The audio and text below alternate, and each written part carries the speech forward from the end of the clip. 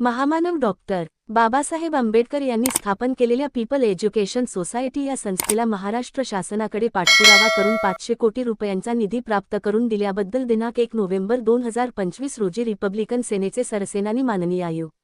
आनंदराज आंबेडकर साहेब यांचे छत्रपती संभाजीनगर मध्ये तापडिया नाट्यगृह येथे भव्य नागरी सत्कार करण्याचे आयोजन बहुजन समाज बांधवांच्या वतीने करण्यात आले। यावेळी कार्यक्रमात त्यांचा सत्कार रिपब्लिकन पत्रकार संघ महाराष्ट्र राज्याच्या वतीने संस्थापक अध्यक्ष पॅथर माणिकराव वाघमारे, सतीश कापसे, बाबासाहेब मनेरे, रवींद्र कुमार पाटील यांच्या हस्ते करण्यात आला।